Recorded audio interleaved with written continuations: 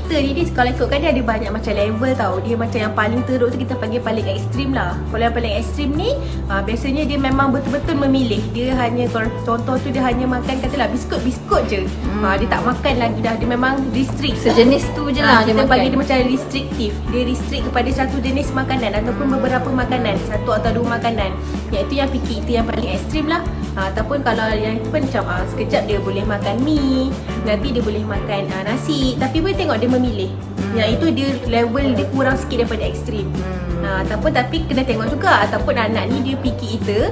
Maksud picky eater dia macam memilih makan tapi disebabkan mungkin mood dia, ataupun mungkin sebab preference dia kan. Macam dia tak suka masam, ada anak yang suka manis, ada anak yang suka pedas. Yang itu pun mungkin ada juga parents yang panggil picky eater. Tapi kita kena tengok sejauh mana tahap picky eater anak tu sampai dia boleh mengganggu proses dia punya development, dia punya untuk nutrien dia lah.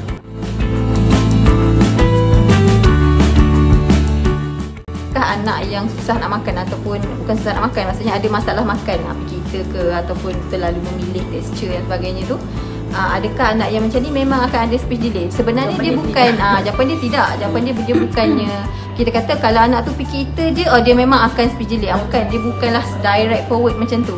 Tapi picky eater dan masalah lambat bercakap, dia mungkin sebenarnya adalah ciri-ciri satu masalah lain. Satu masalah lain, punca dia adalah benda lain. Maksudnya punca tadi ni, masalah tadi ni menyebabkan anak tu jadi picky eater, dan punca ni juga menyebabkan anak tu jadi delay.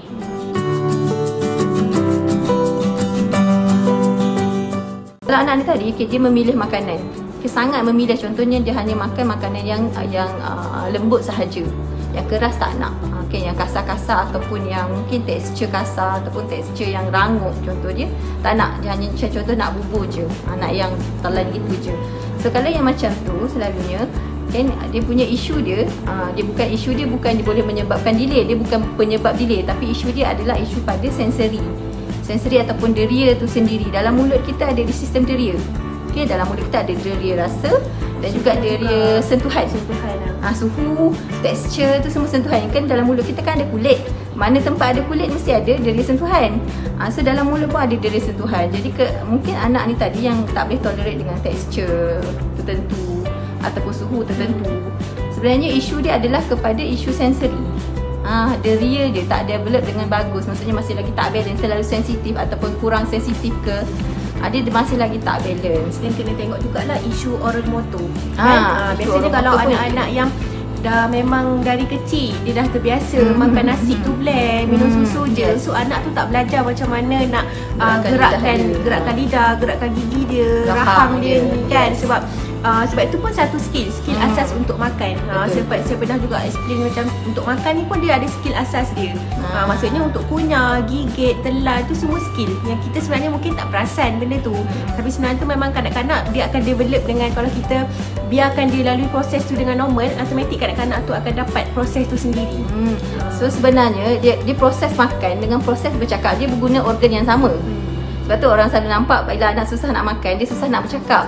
Sebab dia menggunakan organ yang sama. Contohnya macam tadi teacher ni kata, proses nak makan tu dia ada proses menggigit, proses mengunyah, dan dia memerlukan pergerakan.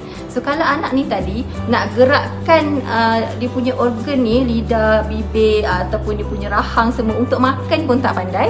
So apatah lagi nak bercakap. Sebab bercakap dia lagi banyak bunyi yang lagi pergerakan dia, bukanlah pergerakan tu banyak, tapi pergerakan yang memang voluntary, yang awal tu kena belajar juga nak hasilkan bunyi. Bunyi kan banyak jenis.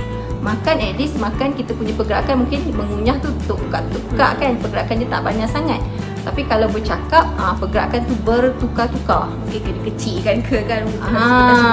Jadi so that's why orang akan nampak anak yang ada susah nak makan, tak boleh nak gigit, tak boleh nak kunyah, mesti lambat bercakap. Dia sebenarnya bukan disebabkan masalah makan tadi tu dia tak boleh bercakap, bukan. Sebenarnya bukan masalah makan. Sebenarnya adalah masalah lebih kepada dia tak pandai nak menggerakkan dia punya organ ni. Itu sensori juga. Sensori juga ataupun perkembangan sensori dan motor. Sensori dan motor, pengawal asas dia kan. So sensori dan motor tak develop, dan of course makan akan ada masalah, bercakap pun ada masalah. So sebenarnya isu asal dia adalah yang paling basic lagi, sensori dan motor.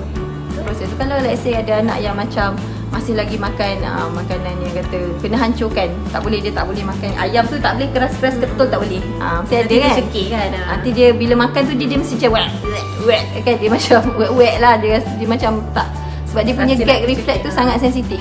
Gag reflex dia sensitif. Dia rasa ada benda je yang mungkin selama ni tak kasar, tiba-tiba ada benda kasar dan dia akan respon macam tu. Dan kita kena ingat actually body kita dia ada protective system. Protective system ni kita punya contohnya kita punya laluan ni, dia akan pecah dua, satu masuk ke perut, satu lagi akan masuk ke paru-paru untuk udara. Tapi bila kita makan sebenarnya semua orang, kecuali lah kalau memang orang tu memang ada isu muscle lah, isu otot yang lemah, contoh orang yang stroke ke apa, yang tu yes kita risau makanan masuk ke dalam dia punya paru-paru. Tapi as a normal person macam kita yang tak ada isu dengan otot lemah dan sebagainya, sebenarnya kita punya protective system tu dah cukup bagus untuk makanan tak masuk dalam paru-paru. Sebab tu kita tersedak. Sebab tersedak tu sebenarnya makanan tu dia dah lalu, dia nak masuk ruang udara, tapi kita punya body tolak balik. Itu sebenarnya tersedak, aspirate dipanggil. Tapi dia tak masuk dalam lung. Kalau protective system, even anak-anak pun sebenarnya dia ada benda tu. Sebab tu dia kadang ada tersedak semua, dan daripada situ dia belajar macam mana nak control dia. Maksudnya nanti lepas dia makan tu bukan dia terus telan. Maksudnya dia kena do something dengan makanan dalam mulut dia. Kena buat apa? Mungkin kena kunyah ke, kena bagi hancurkan sikit makanan tu, barulah dia telan supaya tak tercekik tadi. Even kontrol pernafasan sebenarnya. Cara kita makan, kan kita makan, kita telan, pernafasan akan berhenti bila kita menelan sebab dia akan tutup ruang udara, saluran udara. Tapi bila selanjutnya kita tersedak tu, kita sendiri orang dewasa pun kita tersedak kan. Tersedak tu berlaku disebabkan ruang udara tu tak sempat tutup, makanan dah masuk. Macam tu, makanan tapi tak masuk ke dalam lung, dia just macam enter sikit tapi body kita tolak balik. So daripada situ sebenarnya body kita akan belajar, oh masa makan itu cara dia breathing macam mana. Memang benda tu nampak macam automatik tapi dia perlukan latihan. Dia perlu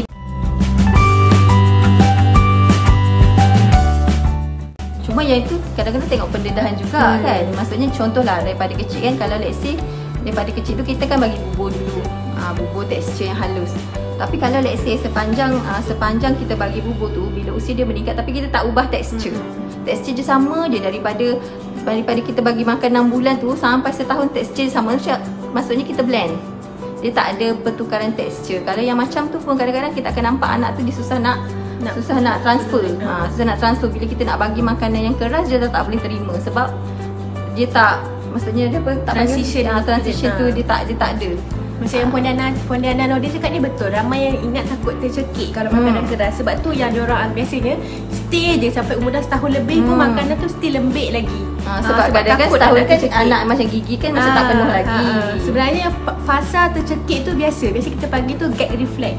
Sebab benda tu reflex. So memang kadang-kadang memang dia akan belajar benda tu. Mula-mula memang body dia akan buat reflex tu sebab body dia cakap oh benda ni bahaya, cekik. So dia, tapi body dia ajar dia macam mana nak buat daripada tak tercekik. So dari situ otak dia akan hantar information lah, oh kau tak nak tercekik kena kunyah sikit-sikit. Sebab tu dia kena belajar, dia kena experience benda tu macam mana nak kunyah benda yang tekstur dia lebih kasar. Cuma janganlah bagi rambutan sebiji, yang tu tercekik. Memang tercekik habis lah kan.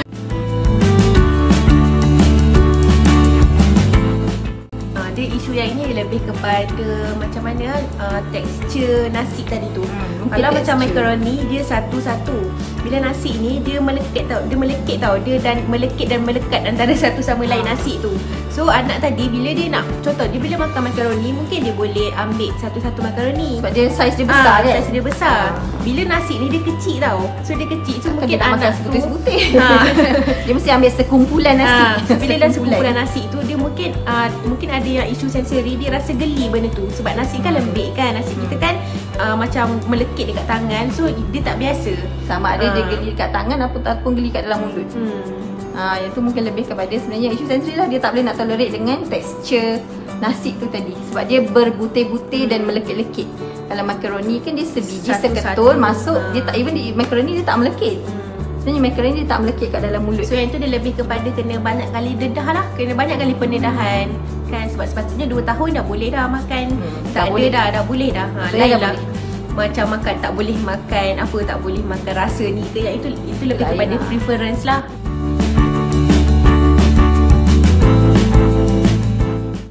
Okay, so yang itu dia dah lalui fasa lah, dah start gigit-gigit, cuma dia luar balik. Cuma sekarang ni tak apa, bagi exposekan dia, nanti lama-lama dia akan belajar. Lepas gigit tu dia kena telan. So kena, jangan stop lah, sebab berapa lama tu kena bergantung juga. Biasanya umur 9 bulan ni ada baby yang dah tumbuh gigi. So biasanya memang ada juga parents yang cakap umur 9-10 bulan tiba-tiba baby dia tak selera makan. So kena tengok, mungkin ada faktor lain sebabkan dia tak nak makan tu, mungkin sebab gigi nak tumbuh. So bila gigi dia sakit, dia tak ada selera nak makan. So biasanya dekat sini kita akan nampak macam kenapa anak tiba-tiba sebelum ni anak suka makan, tiba-tiba anak tak suka makan. So mungkin ada faktor yang lain. So tak apa, biar je dia lalui proses yang sakit gigi tu, bagi gigi dia tumbuh dulu ke apa ke, ataupun demam. Sebab biasanya bawah setahun ni dia akan sedang dapat demam lah kan. So tak apa, biarkan je. Nanti bila dia dah elok demam tu, biasanya baby yang dah sihat daripada demam, dia akan lapar. Masa tu dia akan belajar balik. Masa tu dia akan makan banyak semula. Sebab kena ingat kanak-kanak baby especially yang bawah 2 tahun, setahun lebih, dia melalui fasa yang sebenarnya kita tak perasan, tapi dia melalui fasa yang susah sebenarnya. Banyak. Dia melalui saat nak tumbuh gigi lah, lepas tu tengah, maksudnya dia punya nak merangkak ke, nak merangkak ke, tengah nak belajar nak merangkak, macam mana nak arrange body dia, macam mana nak balancekan body dia untuk merangkak berjalan. Tu lagi macam mana dia nak balance maksudnya rangsangan-rangsangan kat sekeliling ni, macam mana dia nak belajar dengan semua benda, bunyi lah, apa yang dia tengok, cahaya semua. Dia macam tengah belajar dengan semua benda yang datang serentak. So that's why ada setengah baby kalau ni dia macam tu. Maksudnya dia ada fasa yang dia okey, tiba-tiba dia akan tak okey sekejap, tiba-tiba dia okey balik, tiba-tiba dia melalui proses yang sangat banyak. So maksudnya kita sebagai kita yang macam orang yang kita nak supaya anak tu boleh buat, so kita jangan berhentilah, mesti cuba bagi. Cuma janganlah terlalu paksa sampai tahap kalau dia tak nak tu kita sumbat juga kan apa, just bagi time, tapi dedahkan juga sikit-sikit. Macam finger food still bagi walaupun dia luar, tak apa, tunjukkan. Tak tahulah, mungkin boleh tunjukkan macam contoh kan biskut dia ke apa kan, kita bagi dekat dia makan satu, kita pun ambil satu dan tunjukkan benda tu macam mana sebenarnya nak makan finger food tu. Tunjukkan macam tengok mama mungkin makan. Dia tak tahu cara nak makan je. Tunjuk mama makan, tengok gigit. Sedap. Sedap telan. Sedap. Cuba makan. Maksudnya kita ajar dari segi bukan hanya kita bagi, lepas tu kita biar dia buat sendiri semua. Kita modelkan juga. Even tak tahulah, macam saya best suka guna konsep modeling. Even kalau baby kan, baby pun makan, nak suap makan tu, nak ngangang mulut pun saya model kan. Makan, sudahnya. Daripada dia tak nak makan, terus dia nak makan. Sebab macam seronok pula mengangak-ngangak.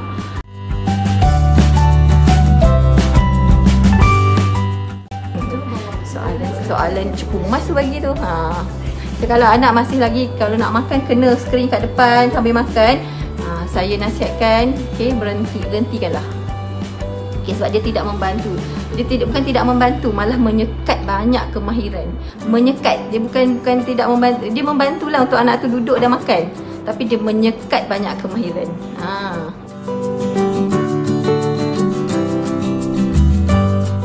Kena tengoklah, maksudnya selain daripada dedahkan dengan makanan, mungkin boleh juga dedahkan dengan melalui play lah. Maksudnya contoh anak yang tak boleh dengan lembik, dengan benda yang geli-geli macam tu kan, banyakkan macam aktiviti yang messy play, main pasir, main tepung kan. So kita dedahkan dia dengan luar, jauh daripada mulut kita. Sebab sekarang ni kita bagi dia pendedahan, maksudnya melalui makan mulut. Tapi sekarang ni kita cuba dulu jauhkan sikit. Maksudnya tangan dia kena sentuh benda lembik, tangan dia kena sentuh tepung tadi, badan dia kan. So kita jauhkan dulu, kita ajar dia sentuhan yang paling jauh daripada mulut. Guna tangan dulu. Padahal baru ke mulut. Mungkin bagi dia sangat sensitif yang dekat dalam mulut tu, so sangat susah dia nak terima. So kita buat aktiviti yang macam messy play dulu, supaya body dia lain boleh terima, tinggal mulut je lagi yang dia nak terima slowly makanan tu.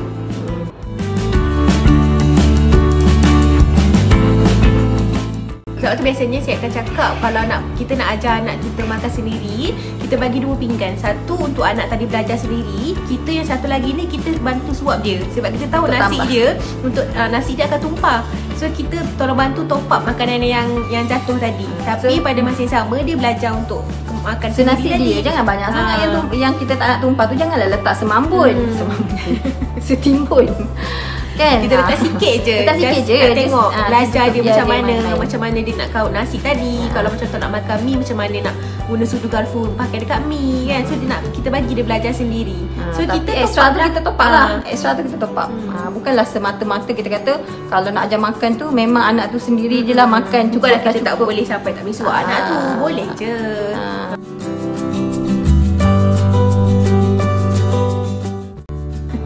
Ramai ada masalah makan rupanya. Bukan ada masalah makan, anak yang ada masalah makan. Actually bukanlah masalah sangat pun. Bukanlah masalah, ada masalah. Tapi benda tu saya rasa boleh diajar dan kita boleh diselesaikan. Perlukan sedikit kesabaran dan latihan yang berterusan. Dia maksudnya kita jangan cuba sekali anak tu tak nak, kita dah terus cakap oh dia tak boleh. Kita cuba bagi sekali anak tu reject, kita kata oh dia tak boleh makan, dia dah tak suka. Sebenarnya kena banyak kali introduce tu, kena banyak kali. Berapa kali? 20 kali kan? Untuk lebih kurang macam sebab ada kajian lah kan, lebih dalam 15 ke 20 kali baru kita boleh tentukan anak tu betul-betul tak suka ke tak suka. 20 kali. Kita dah berapa kali kita ulang. Kata kita nak bagi dia makan carrot, dah 20 kali ke belum kita introduce carrot tu? Macam tu. So kalau 20 kali kita introduce, dia dah makan 20 kali, dia luahkan, okey lah kita boleh cakap okey dia tak suka rasa carrot. Okey. Macam tu lah lebih kurang. Kalau sekali 2 kali tu belum. Okay, teruskan usaha. Tak apa, makan tu benda yang seronok sebenarnya, sepatutnya tak ada masalah. Okay, nanti sampai dah kuat makan tadi pun yang itu masalah juga. Takut best pula tadi kan. Okay lah, itu saja untuk hari ni, right? So thank you so much atas semua anda punya soalan, perkongsian, right? Kita jumpa lagi next time. InsyaAllah. Assalamualaikum, bye bye.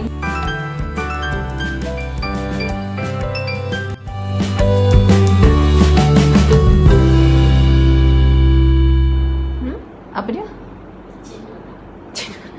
Siapa? Cendol. Ada orang ada cendol.